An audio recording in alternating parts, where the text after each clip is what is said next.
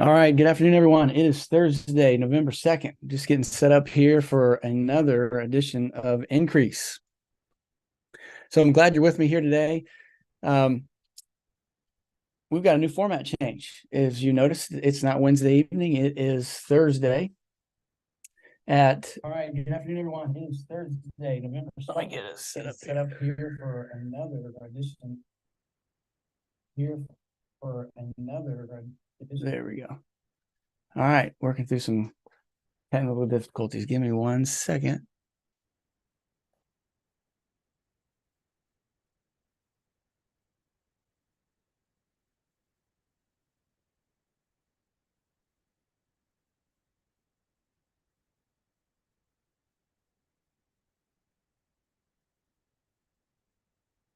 Okay.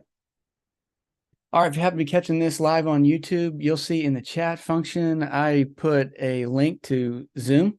Also here on Zoom, so when class is over, I'm going to stick around and take questions. You have any questions about the content, want to speak a little bit with me or any of the other folks that happen to be on Zoom, love to have you over there. Click on that Zoom link. All right, good afternoon. I'm Blake Anderson. I'm excited to be with you here in another episode of Increase. As you'll notice, we're changing our format. We're starting to dig into the business world, and it is Increase Your Business with Blake J. Anderson. This is our 42nd episode. 42nd episode of Increase. And if you've been with us to now, then it's been quite a journey. And if you're just joining us because you heard that we're talking about business and entrepreneurialism, the first 41 episodes was really about success, personal success, the things that you need to know to succeed, whether you're a business owner, whether you're an employee, to succeed in your marriage and in your relationships. And now we're going to take all that learning that we did, all the journey we've been on, and we're going to turn it into our business. And going forward, Increase with Your Business is especially appropriate for business owners, folks who have side hustles, have ideas, have entrepreneurial ventures, but it's also great if you want to move up in the corporate ladder you're in, or you want to get a promotion or a raise. The more you understand about business, the more you're going to be invited into leadership positions to make decisions for the company that you work in. So stick with me here for Increase Your Business. Welcome to episode 42. So today, we're talking about the money-making business principle of value. And what I've noticed as I've talked to entrepreneurs and people who are aspiring business owners is, unfortunately, there's a lack of understanding of the fundamentals and principles of business. So much of the gurus that are online that you see on YouTube are talking about dropship and Shopify and Amazon and online courses and SEO. And all of that is assuming some really basic fundamental principles that establish the foundation of your business. And so if you've gotten your business degree of late from YouTube, then you've probably learned about a lot of the new and cutting edge nuances of how to drive sales, drive traffic. But what you haven't gotten much of is the foundation that you build your business upon. And if you major in the nuances and you major in the new fads, then you're likely to create a mess that never makes any money, and likely takes a lot of your signing up for the next course or the next account and the things because you didn't have a fundamental business that could handle the idea that you had or actually fulfill on the sale that you're able to get in the marketplace. So today, we're going to drive into some of these fundamentals that will make a difference. And if you'll stick with me through the class, you're going to see we're going to talk concepts. I want to make sure that you have a good, solid understanding conceptually of these business fundamentals and principles. But we're going to talk about how you can apply them immediately, because this fundamental concept should make a difference in your business today. It should make a difference immediately because it affects everything you do in your business, every product you sell, and every customer you touch. And if you don't have a strong understanding of these fundamental principles, then you're likely leaving money on the table, or you're likely to have deals that you can't close. So follow me here as we dig in. I want to start with this quote you see behind me on the board, and it's a quote by Naval Ravikant, who is an entrepreneur, early investor in Twitter, and a thought leader in the entrepreneurial space. And he says, "You're doing sales because you failed at marketing. You're doing marketing because you failed at product." Let me say this a different way. You sell because you don't know how to market, and you market because you don't know how to build a product. And really what Ravikant's driving at is, if you would build a superior product, it would market itself and it would sell itself. But far too often, people are driving to hard, pushy sales to make up for poor marketing, or they're using really flashy marketing to try to make up for a poor product. But I'm going to tell you, from my own personal experience, you can't make up for a poor product. There's no sales process that will keep a customer long enough to endure your poor product. There's no Facebook ad campaign that can make up for a poor product. And I'm not saying this to talk down on sales and marketing, because I love sales and I love marketing. It's one of the most important things a business can do to communicate its idea in the marketplace and meet new customers who it can serve. But they're almost a moot point if you have a poor product. And so new businesses need to major in product before they major in marketing and sales. And most of the time right now, if you're getting your business degree from YouTube, you're doing the exact opposite. So let's dig right into that so that you can understand the fundamentals of this concept and you can start changing your business today. So really what we're talking about is three fundamental concepts. We're talking about product, we're talking about value, and we're talking about transaction. I love small business. I love entrepreneurialism. I've been an entrepreneur since I was 25. So that's 17 years ago. If you do the math, you find out how old I am. And I love serving people. And I just believe that small business is one of the best ways that we can serve people, that we can serve society, serve humanity. And I get really excited to do that. And I think it's one of the most fundamental ways that we interact with each other, because really at the core of a business is service, because you have something I need. And in order to get that from you, I serve you so there can be an exchange of value so that we can transact, right? So the value that I want, the things that I need in life, the money to buy the things, the places I want to go, will all be a result of a transaction that is made. And that transaction is going to be an exchange of value. Right? And we exchange value, we transact around a product, right? I've created something that solves your problem, and therefore you're willing to pay me for it. Yeah, I know it's basic. Follow me here. Because the nuances that you're learning on YouTube, you are no different than this. The thought leaders and the gurus in business understand this very well. They just don't want to patronize you to explain these concepts again. But when they give you the really fancy strategies, what they're doing is they're drilling deep into these fundamentals. They're showing you how to apply the concepts of product, value, and transaction to a higher level. You just don't realize it because you don't have those fundamentals in your business yet. All right. So let's work these one at a time. We're going to describe what they are. We're going to set in motion and put this in your foundation wall. And then we're going to identify what the problem is when you don't understand it. I'm going to give you a solution so you can start making changes today. So first, let's talk about product, because our transaction and our value are defined by a product that we're bringing into the marketplace. We start our businesses because we want to create something. We start our business because we want to serve people with the thing that we've created. And so we have a product, right? And so our product to the marketplace, our product to the world, is what we're offering them. Now, your offer can look like many different things. An offer can be a tangible thing, like this cup that I have right here. Or it could be a service, like someone who might clean my cup, right? So I can offer a tangible product, and I can also offer a service. So a good is something tangible, and a service, they're both products, right? But what you have to understand about your product is, what problem does your product solve? That's pretty basic. I think we understand this cup solves the problem of what can I put something to drink in? I've got hot coffee or cold water, and I need somewhere to put it, so they create a product, right? But I don't just buy things because it solves a basic product. I buy things or because it solves a basic problem. I buy things because it solves my problem, my unique problem. And I don't just buy any cup. I buy a specific cup. And so there's reasons why people buy things, and you have to understand your product that way. The problem that you're running into when the people don't buy your product is because your product doesn't solve their problem. Most early entrepreneurs are so focused on their product that they fail to recognize the problem that it needs to solve. And so when it's not clear what problem you're solving, people don't know it's for them. But you're so enamored with it because you created it.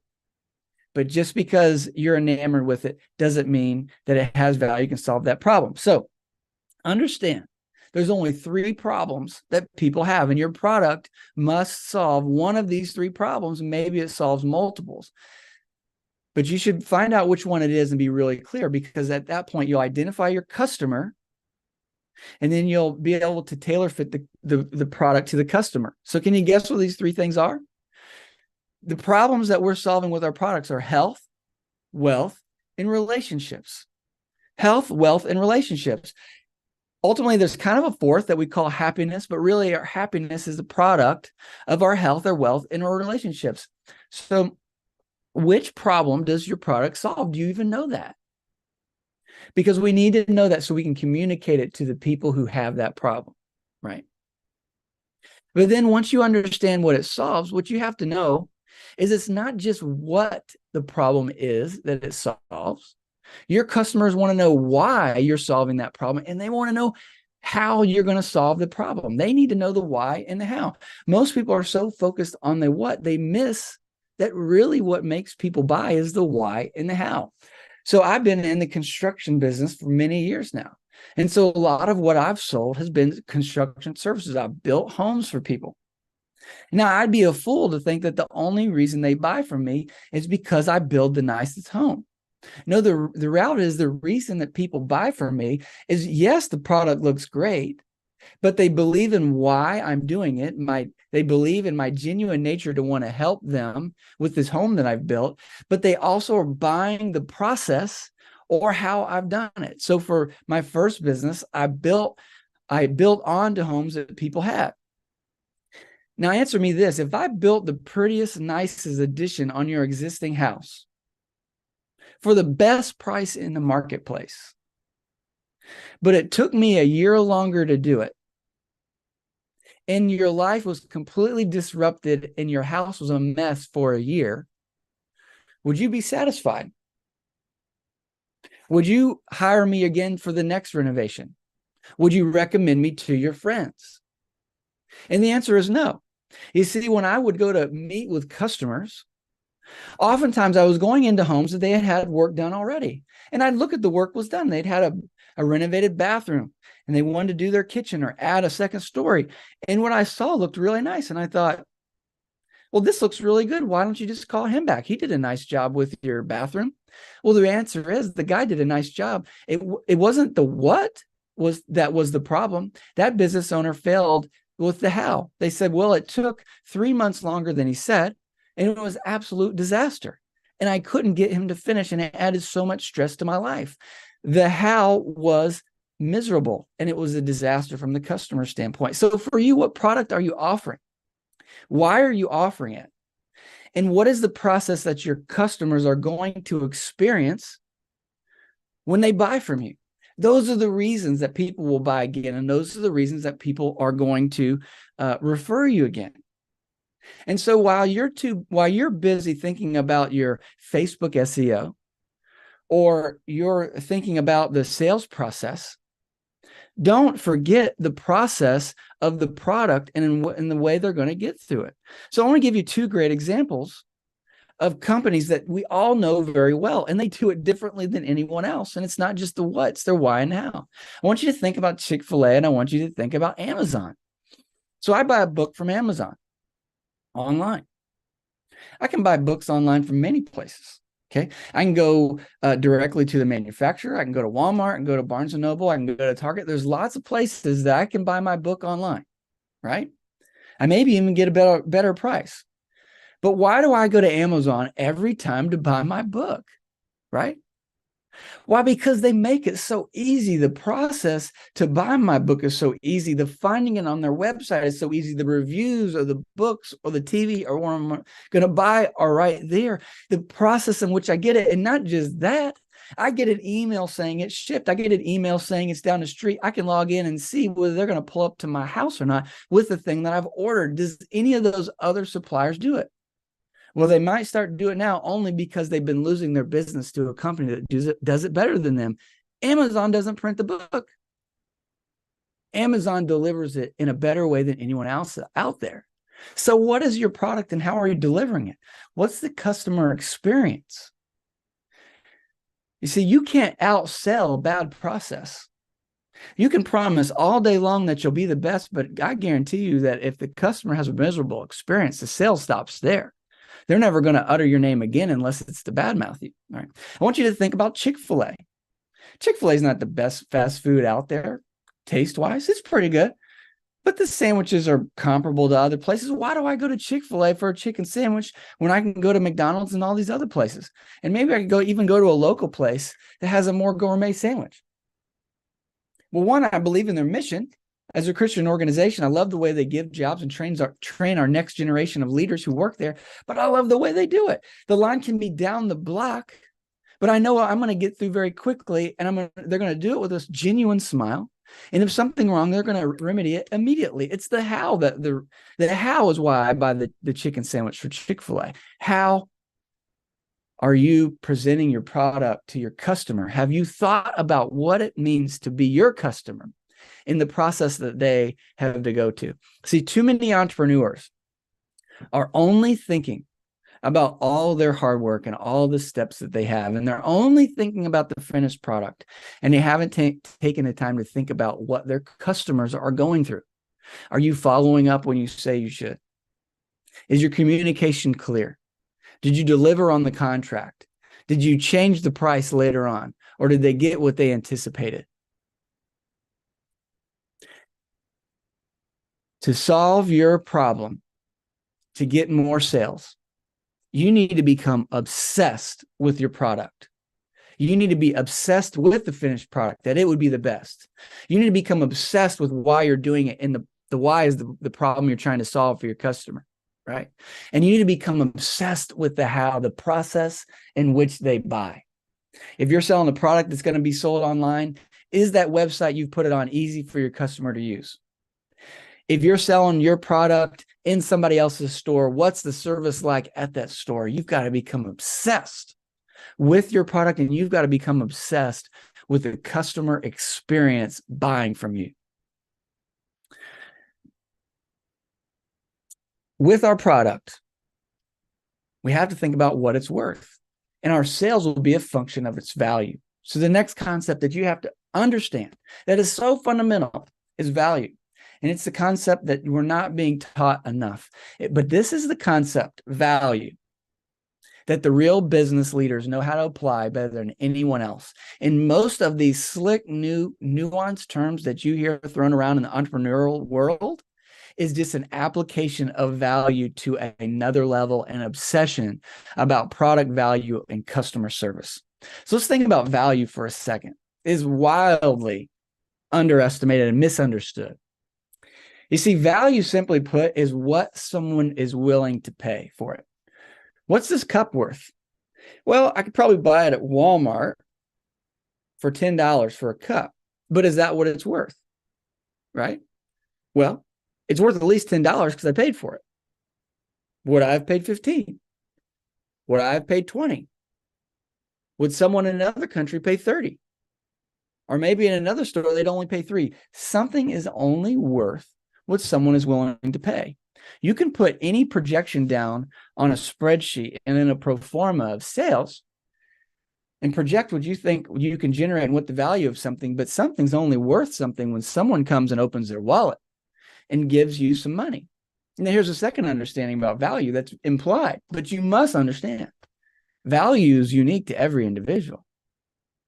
See, this cup may be worth $10 to me. But if you lived in a country that didn't have the technology of steel and there weren't double-walled insulated cups around, it might be worth 50 or 100. Take a water bottle, for example. I can go to Sam's Club now and I can buy a bulk pack of water, and each water probably costs me about 20 cents. But I don't know about you, but I've paid $2 and $3 for water at events, right?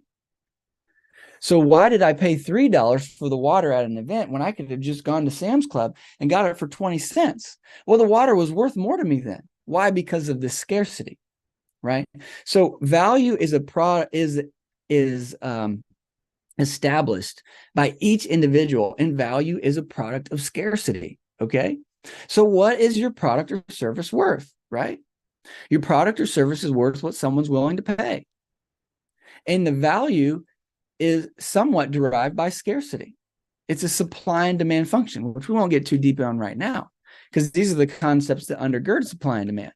So each individual finds a product valuable in their own individual way. So let's take, for example, a luxury vehicle. Let's say $100,000 car. There's probably a BMW out there right now on the lot right now I could spend $100,000 for, right? Now, the person who would spend $100,000 on that car would values it at least $100,000, but there's people who can't even afford a $10,000 car, so they wouldn't pay $100,000 for a BMW. You understand? So like a $350,000 Bugatti sports car isn't worth $350,000 to me. I'd only be willing to pay about $5,000 right now, because I wouldn't derive the value from it. I don't need a sports car like that. I need the money more than I need the sports car. But someone who has 350 billion in their bank account, they might be willing to pay $1 million for that sports car, because because it's scarce and it's more valuable to them. So value is derived individually. So before you get proud or you get upset about whether someone's willing to pay you as much as you want or not, you have to understand the value of your product to one customer is going to be different than the value of your product to another customer.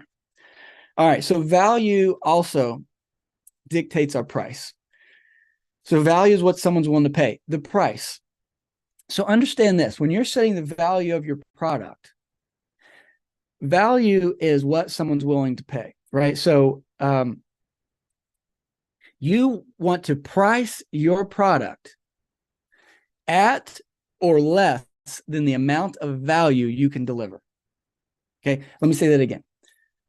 You need to price your product at or below the amount of value you can get. So if I have a $1 marker,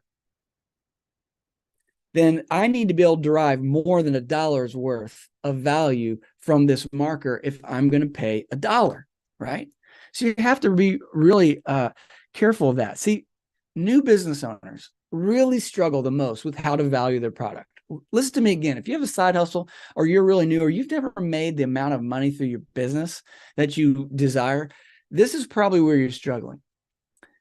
Many business owners struggle to value their product correctly on the marketplace. Okay. They've either undervalued their product, and so they're not making enough money from each of the things that they sell, right? Or they've overvalued their product, and therefore their customers don't see it being worth the money that they're asking. Okay. So you've got to value your product carefully and accurately, and you got to think through that.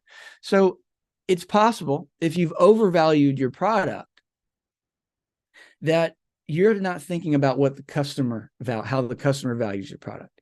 You might be thinking about all the amount of time it took you to dig the ditch in your customer's yard to fix the plumbing pipe in their yard. And you might have thought about the new tool you had to buy. And you might have thought about how you had to get up early in the morning and wait for an inspector. But you haven't thought about the value from the customer standpoint. So if you're overvaluing something, you've got to think about the value that your customer can get out of it, and not just all the effort it took you to deliver the product. The other thing happens if you're selling products just fine, but you're not making your money. It's possible that you're undervaluing. Many people wildly undervalue their product because they're thinking about what they'd be willing to pay, and they're not thinking about how much they're helping their customer.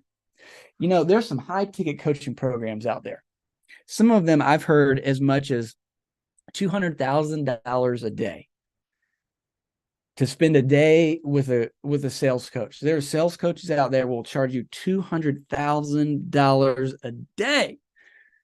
And you might be thinking, who in the world would pay $200,000? What amount of information could they really get in that day that would be worth $200,000? Well, you're thinking about it all wrong. You see, if I told you that I guarantee you that if you paid me $200,000, that next year you would make 20 million, would you do it? Yeah, I bet you go find a loan tomorrow. If you didn't have 200, you'd find it. If you knew you were guaranteed to take 20 million. So if a coach can help someone make 2 million or 20 million more the next year because of their advice, is that day worth 200,000? It's probably worth multiples of that. You see, value is derived by each customer. And value is derived based on how much the customer is going to get out of it. So when you want to set your product, it's possible that you've undervalued yourself because you're only thinking about what you would pay and not thinking about how much the customer is going to get out of it. So here's your solution. Here's the homework that you need to really take back and think about value, right? You need to first be honest about the value that's actually derived. Your ideal customer, how much are they getting out of your product? How much is it changing your life? Could they get a better product for less somewhere else? Okay. And then the second thing that you want to ask yourself is, how can you increase the value of your product, right? See, Amazon has clearly increased the value of their product. They probably could charge quite a bit more than they do because of the convenience factor. And don't be surprised if they don't start jacking the Prime membership rate up because they've become so valuable in our lives, right? But there's things that we can do. What if a cup manufacturer didn't just sell a cup, but they sold a subscription to a Coffee of the Month club? Or what if a general contractor who was building your house didn't just build you a nice house, but you found a way to communicate with the customer so they always knew where it was on schedule, they always knew how much money they owed, and they always knew the progress that was happening that day, right? You can increase the value of your product and then therefore increase the price that you ask for it. So think about that. How can I increase the value my customers derive out of my product? And then I want to wrap up with this concept of transaction, because ultimately that's what we're after. We want a transaction. I create a product to exchange value with someone, to create value in someone's life so that they'll transact with me, so they'll give me money, right? And we think that it's kind of easy. Oh, I create a great product, they give me money, it's done deal. And sometimes it works that way, right? But it's really important to understand the transaction and all that goes into the transaction, because some of you are losing sales or not getting enough sales because you don't truly understand the transaction. So a transaction is when money is exchanged, okay? It's not when someone's interested in your product. It's not when they liked you on Facebook. It's not when they gave a verbal commitment. And the transaction didn't even happen when they signed the contract. The transaction happens when you get the money. Let me say that again. The transaction happens when you get the money. There's promises made all day, every day that are never fulfilled on. And just because someone signed a contract doesn't necessarily mean you can successfully take them to court to get your money. Maybe you can, but oftentimes you can't. So what you need to understand is you need to create a product and you need to make it easy for the customer to buy. You want to make that transaction process as easy as possible. And that's often so much what a sales process is about making the transaction easy for the customer to buy, making it easy for them to get what they want. Okay. And the other thing that you need to understand about the transaction If you're selling a stick of gum and they give you $1 and they get the gum, great, it's over. But many of us are selling products that either they have to wait for it to be shipped to them, or it's a service that you have to fulfill on. Especially if you're selling something that takes a contract and there's going to be steps in order to fulfill that contract. The moment they sign the contract and the moment you walk away, they start thinking one thing: did I make the right decision? Should I get my money back? They start considering buyer's remorse, and the clock is ticking to keep them your customer. Instantly, they're going to start thinking that. Have you ever had a customer give you verbal commitment, and when it was time to get the money, they said, I've changed my mind, I went with someone else? As a young builder, I had a guy who wanted me to build a garage for him.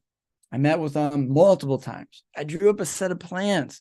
I'd done all this for free and I'd given him pricing. And then when it was time to sign the contract, he ghosted me. He wouldn't answer my calls. Texting wasn't as prevalent back then. He wasn't answering my emails. I stopped by his house and he wasn't there. And I'd done all that work for free. And then it was kind of funny. A month later, I was in the inspections department in the local municipality, and I saw there laying on the table the plans that I drew with another contractor's building permit application. What happened? He had buyer's remorse. And before I could act, before I could make him feel comfortable with the commitment he gave me, he found somebody else. So what you need to understand is the moment you get the commitment, you've got to go into action. You've got to go into action to fulfill on your promise. You need to touch them early, and you need to touch them often until you finally get the money. If you got a signed contract but no check, you still don't have a transaction. You have to go into service mode, and you got to serve them so that they know without a shadow of a doubt, I've made the right decision. I'm already getting value from my commitment, and I am going to be ready to write the check when he comes to ask for it. So let's recap these fundamentals. And now hopefully you understand that these fundamentals build the foundation of your business. And your business will be successful to the point that you can execute on these fundamentals, and to the point that you understand and apply them to every aspect of your business. Your understanding of your product and your customer's experience, your understanding of the value they get from it, and your understanding of the transaction should influence your marketing, should influence your operations, should influence your HR, should influence your complete company culture. And it should change the way that you interact with your customers, the way you lead your team, and the way that you format all of your process in your business. You're doing sales because you failed at marketing. You're doing marketing because you failed at the product. Build a superior product, and it will sell itself. I hope you join me next week for Increase Your Business with Blake Anderson. We're going to keep diving deep in these core business principles that we build our business upon. And I promise you, if you'll stick around for the conversation and you'll begin to apply them to your business, you're going to begin to see results that maybe you've never experienced before. Join me next week, live, Thursdays at noon,